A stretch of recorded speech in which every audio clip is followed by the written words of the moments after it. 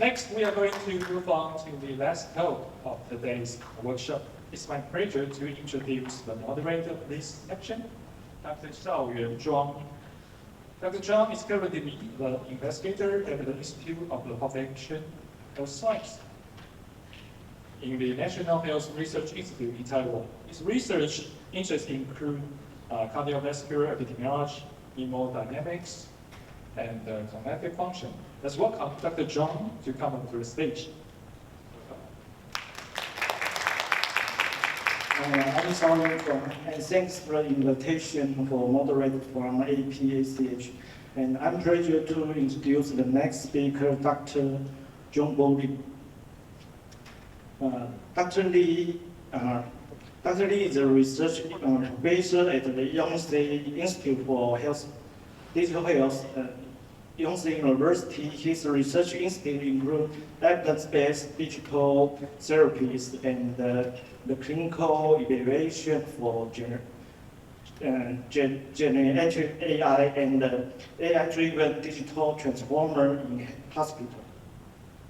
He earns his PhD in medicine from Seoul National University College of Medicine, where his decisions develop a clinical evaluation framework and benchmark for large language model in healthcare.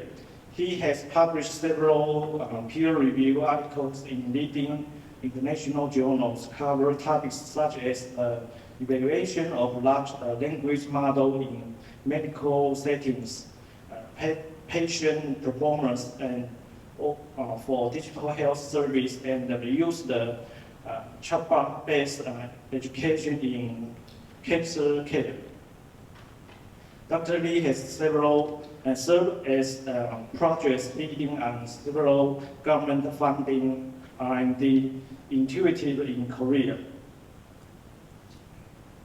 And his speech topic is AI-driven solution for personalized physical and nutrition management in Korea.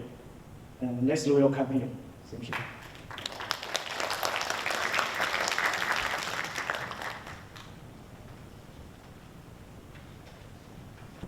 Good afternoon, everyone. Thank you for having me here in Taipei. My name is Junbok LEE. I'm a research professor in Yonsei University. I work at the Institute for Digital Health. That's why I'm here to present about the digital health transformation. My work has three parts. As Dr. CHUANG introduced me, I'm research introduced. Our interest is about digital health tool, medical AI, and digital healthcare policy. Today I wanted to show you something real products about, and I wanted to show you how Korea uses AI for exercise and nutrition. My talk has three parts. Part one is about public system. Now I will show you how the government built the channel through digital transformation, and how the government pays people for healthy behavior with digital tools. Part two is about the AI tools from companies, and I will show you the four real products, and two about the glucose and food, and two for exercise. Three part is about the new frontier. It's called Agent AI. It's going to be a big shift. Apps are used to just watch your data, and then they can plan and act by themselves. So I'm going to introduce about the new technology. Let me start with a simple question. Why Korea is a good place to study like this? Korea has three things at the same time. First, Korea is very fast. Korea is aging very fast, like Taiwan. Then Korea is faster than any other OECD country. This is not a future problem, it's happening now, so we need to prevent and we need to solve this problem. Second, almost everyone has the smartphone, about 98%. So think about what this means. The tool to deliver care is already in everyone's pocket. Even older people have one. Third, Korea has one national payer. We call it NIHS. One payer can fund a project, a national project. It can collect the data and it can check the result of the whole country. So put these three things together urgently and clever and connected, and one payer to fund it. This makes Korea makes a living laboratory. The Korean public system works in two layers. Let me explain them. The first layer is the delivery channel. It answers one question: who do we reach and how? Some public health center gives out trackers and monitors, and they give them to adult and to senior. So digital health care, digital care reaches people who are not often left out: the elderly, sick, people far from city. The second layer is behavior incentives. As mentioned, Ms. Tong, it answers a different questions. So why do people act? The government pays people for healthy behavior. Now put these two layers together, you get the result on the right: healthy behavior, check, and the whole population. Here's the key point for my whole talk. This public health system is based the tracker, the reward, the check data, and private AI products are built on top of this base. The government built a channel, the companies built a smart hub. Let me make the real part. The government does not say just please exercise, it pays people to do it. Here are two examples. The first is the National Health Incentive Program. This program rewards people for healthy behavior. It covers two groups. One is patient, for example, people with high blood pressure or diabetes. For them, the program now run nationwide. The other is people who are still healthy but at risk. For this group, it was in 50 cities so far. When they walk and join the health class, they earn the point. They can use the point in several sites, including clinical and hospitals. It's similar to the national program. The second one is called Tintin Money. Tintin means in Korean strong. It's part of the National Fitness Award 100. Here's how it works. You go to a partner gym and you exercise. You check in with the QR code. Then the checking pro if you exercise. And then you get the points, and you can use these points to buy sports goods or medical insurance costs. So this top of the loop, behavior change is checked and the money goes back to the person. Now the other layer is about the delivery channel. How does the public system reach people? It's split into two groups by age. The first group is adults that are 19 and older. They join the public health center mobile health care program. Each adult gets an activity tracker. The tracker linked to a mobile application. The application watches their exercise. Look at the diagram.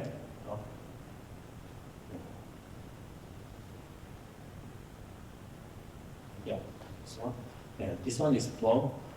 This is a full cycle. First, a health checkup, and then they meet a doctor, a nurse, and nutritionist, and an exercise expert. They consult with them, and then they go back to at home, and they live a healthy life at home. They use their smartphone and smart device and the application. Then they come back to for a follow-up after 8 weeks and 16 weeks.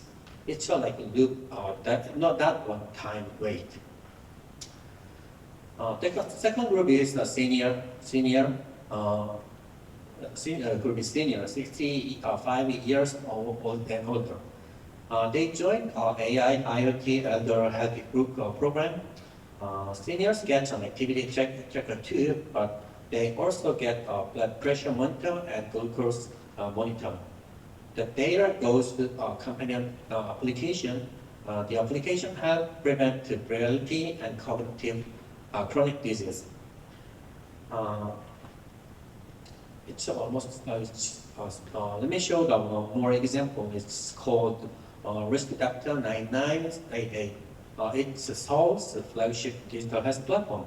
So far, 2.5 million people have joined, and this is about 1 in 5 Seoul citizens. On average, they walk about 8,600 steps a day. Here's the most important part, the health impact. A study compared the participants with the non-participants by using national health checkup data, and the result was clear.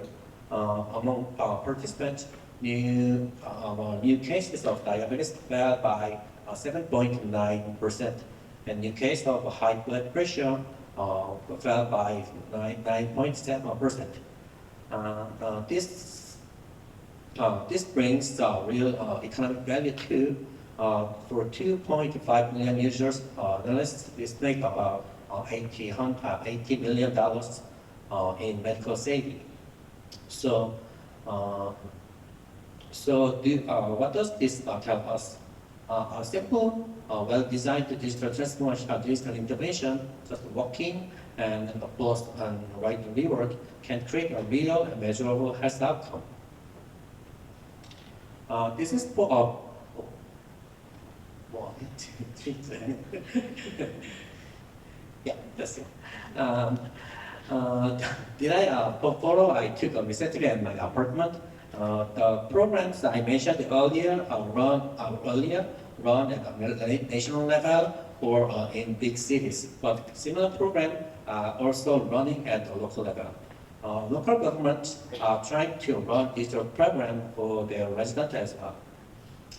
My parents are also participating in one of these programs, and when I go to my parents' house and with my son and daughter, sometimes they give their smartphone to my kids and help them how go walk around, and then my kids move around and run around.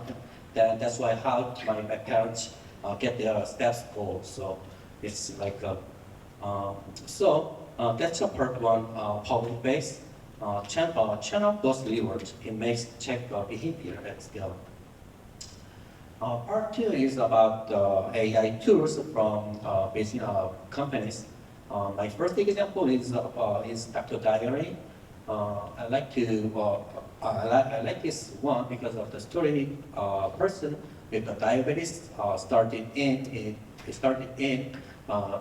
2017. He was trying to solve his own problem. Today, it's the top glucose application in Korea. It has more than 1.8 million downloads.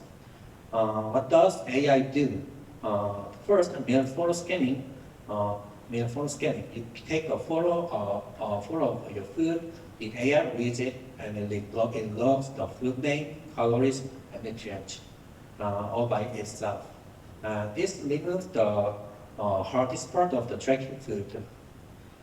Second, this is smart. The AI estimates your HbA1c. Normally, you need to lab test for this, but Dr. Diary estimates it from your log data, so you get the important number without going to the hospital.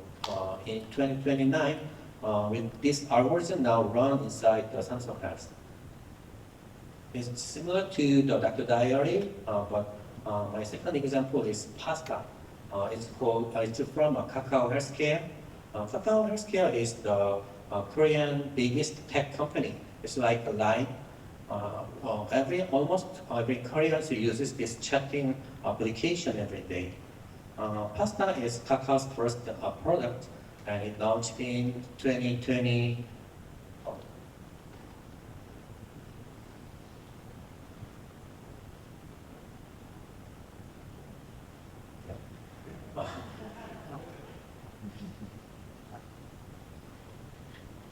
So,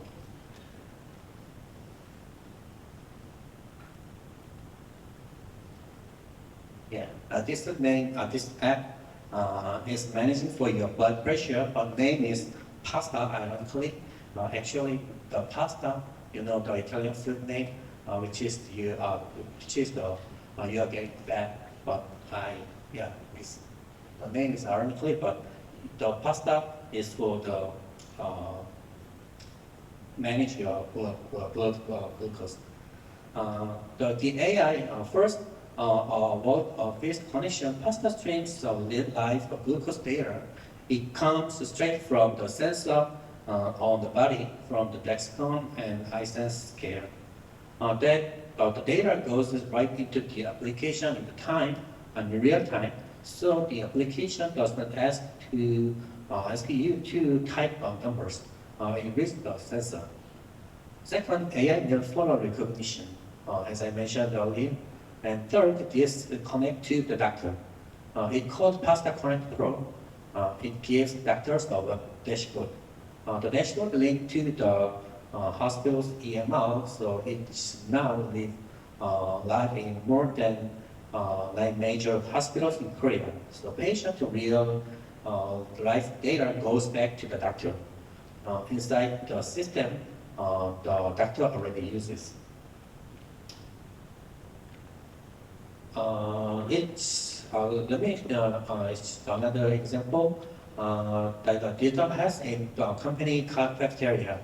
In Korea, the big food service companies used to just to serve meals, but now they do more. They use AI and medical data to manage employees' weight and blood sugar. The clear example is the Samsung's worst story. They ran a 7-week glucose program. About 100 employees joined in. Each one were continuous glucose monitor. And their cafeteria meal, and their exercise and their weight were all synced to the AI application. And clinical nutritionist also gave the one more advice. Here are the results. About 29 people start in diabetic range. Their starting glucose dropped by 13.2 milligrams, and on average, participants lost 2.1 kilograms of weight.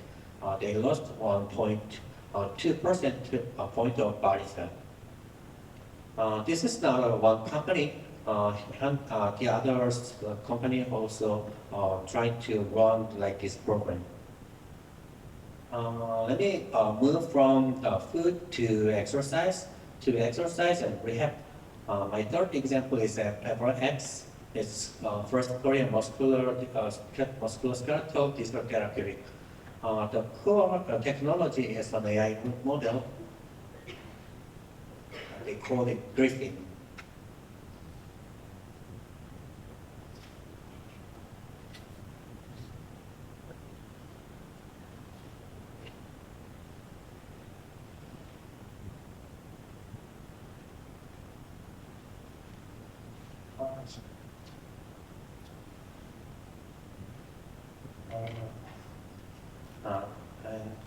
It runs from more than 700,000 exercise videos, and in here is what is special breathing track, 24 joint points on the body.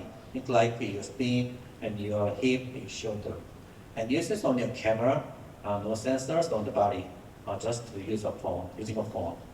The AI watches your move, and it measures your form. On top of the briefing, they built a product it calls Moderator, which I mentioned earlier. This is the first digital therapeutics. It's for knee pain and for long-term back pain. I'm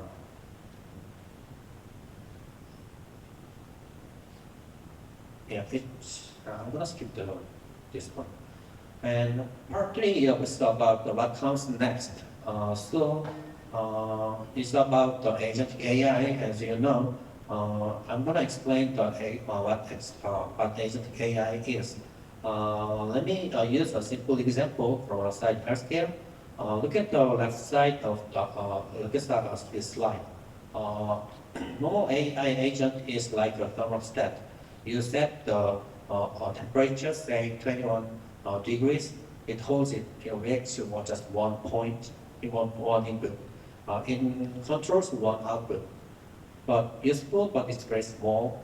But most health application of these days today, you save the data and the application reacts. But now, now look at the right side. Agent AI is like a smart home. It does not just hold one temperature. It looks at the weather. It looks at the energy price. It looks at your schedule, and it looks at all your appliances. And then it plans and acts by itself to reach a goal, like keeping you comfortable at the lowest cost. Do you see the difference? The thermostat just react, but a smart home decides. Now bringing this idea to healthcare, a normal app just show you your glucose, but imagine the immune system. It pulls into your glucose, your activity, your record, and your goal, and then it plans and adjusts your care.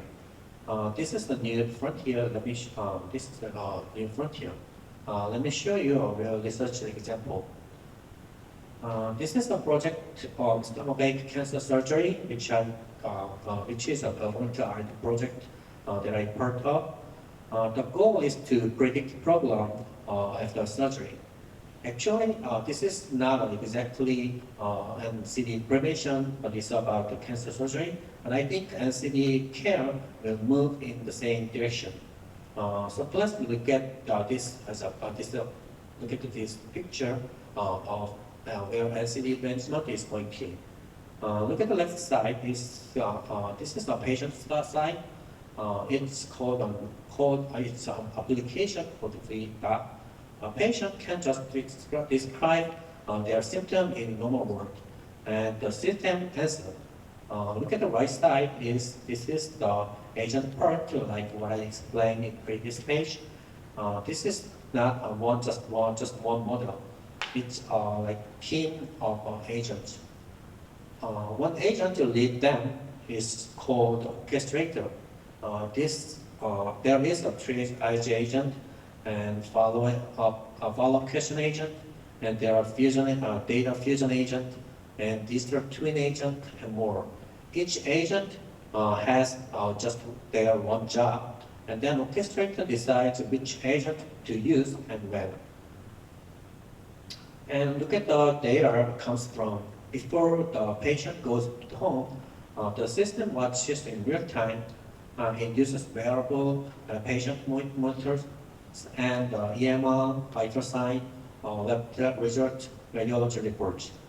After the patient goes home, it switches home to home monitoring. It pulls in the patient vital sign and their reports from home. All of this feed prediction model. The model run inside the clinical disease support system. So here is a big shift. This is not an app application that waits for you to open it. It's a system that watches all the time. It thinks across your data source, and it warns about a list before it became an emergency across the whole journey, from hospital back to the home. I think it's a big shift from simple tracking to goal direction health agent. Now, this all sounds good, but I'm a researcher, so I must ask how the hard question: will people really use these tools, and will people pay for them? So I ran a national survey in Korea to find out. This is published in JMIL. We tested 4 cases from a simple health information service beautiful digital therapeutics. I wanted to read all of the numbers, but let me give the two takeaways. First, people pay more or better service for better service. For basic information and basic health information, they pay only about 8 to 14 US dollars a month. But for digital therapeutics, the highest level, they pay about $20 a month. Second, this is the use point. People value the companion service more than the public office service. This telling us something. There is a real market here, so people are ready to pay. This is not only something the government must fund forever. And but how much they pay is only half the story. The other question is this: when people use a service, what feature makes them choose it?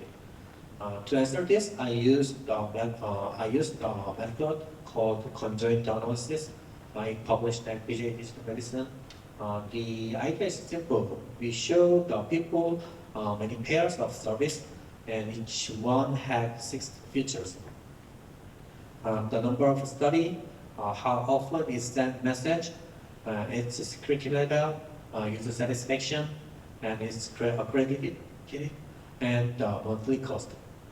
Which one they choose. So we could measure the value of each feature, and we compare 3 groups: healthy people, chronic patient, and doctors.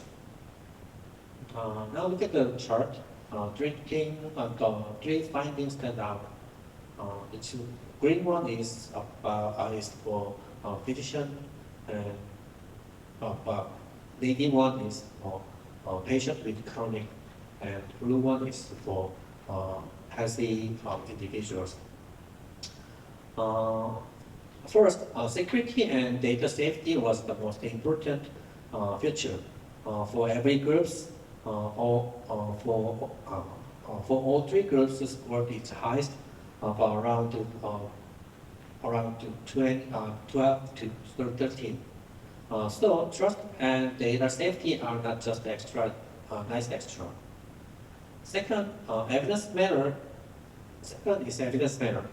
It matters most to doctor. The number of studies was valued by everyone, but doctor valued it the most. Third is this is one you will be surprised, but look at how often it sends information. The value is negative for all 3 people. More message made the service worse.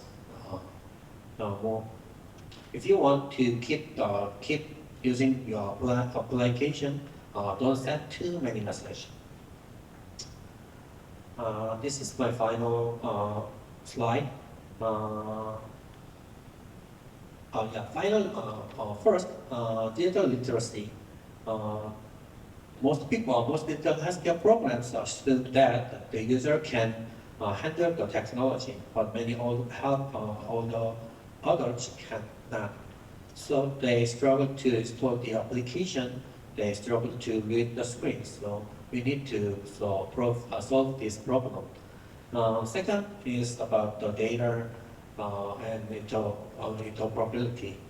Right now, the data does not connect public program, hospitals, EMS data, private application use different standards. So it's hard to follow 1% of the time. Third is engagement decay. I show you the rewards joining group 5 by 5 times. What happens when the reward stops? Does the behavior last? Keeping the behavior after the reward and it's still unsolved problem. Fourth, agent AI governance. This is the newest one. When an agent it's not a doctor, changes the care plan and who is responsible, and how do we explain its decision, who keeps it safe. So we need to solve this problem. That almost an end. That's okay.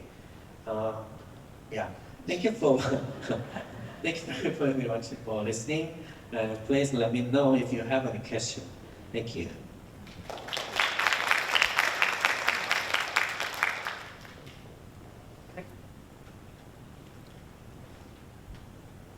Thanks, Dr. Lee's fruitful speech. And now we open questions from our audience.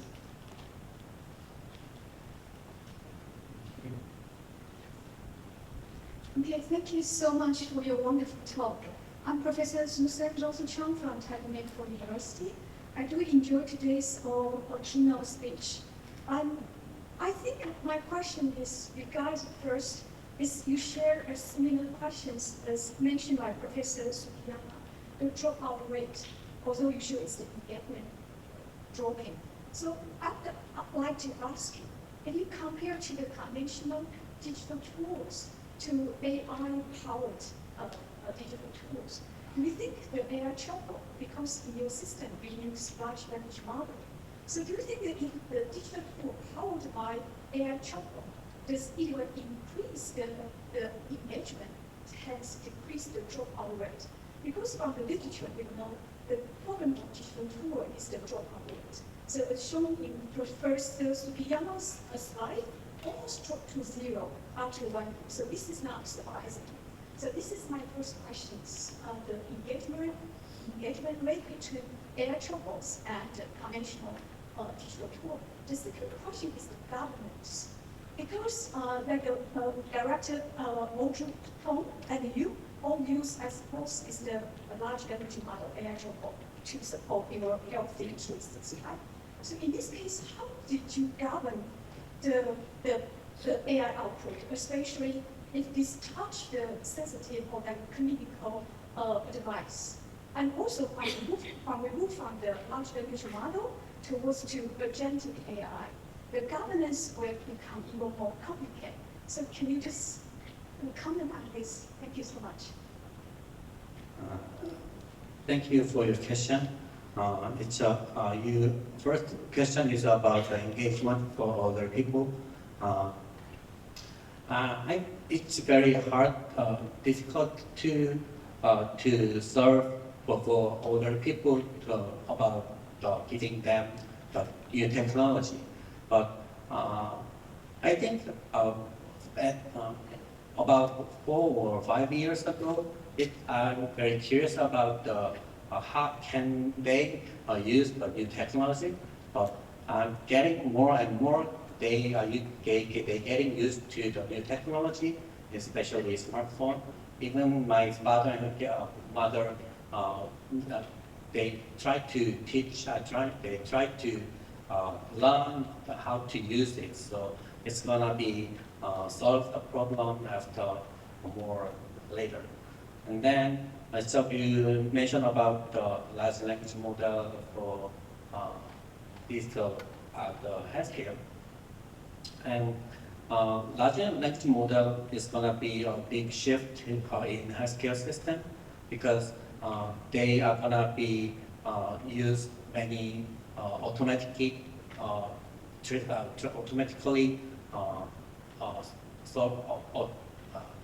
they are going to help the doctor to do what they do automatically. So especially like writing EMR chart or talk about their to their patient. So this technology is going to be a big shift in hospital, and even and then about NCD management is going to be also impacted by this technology.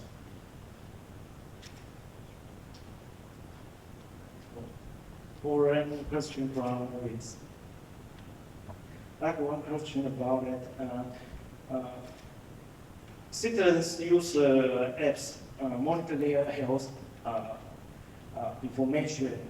Have any government to merge all information from one person, single person, or all the data still belongs to the companies? Sorry, I didn't understand. Okay, so a single person, they use many apps to collect their information. And have any institute or government institute to merge all information from the apps? Or just separate in private companies? Many companies want to gather many information from the patient. But in Korea, hospitals use their own EMR system, and they use their own. It's hard to give their data out to especially the companies. So it's companies want to more data, but it's hard to gather all the information. But it's gonna be. So it's the important thing we need to solve this. So, further, have any government institute plan to collect or let the individual to donate their information to the medical recorder system, and to have a further study about bioinformation and individual wearable information and disease? you mean the government? Actually, government has government also want to gather the information like biostatics data.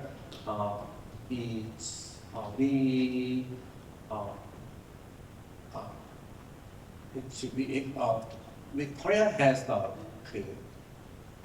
Korea has one single national payers, so it's got when the hospital have to go to have to send the data, EMR data to the government. So some of the data can collect, but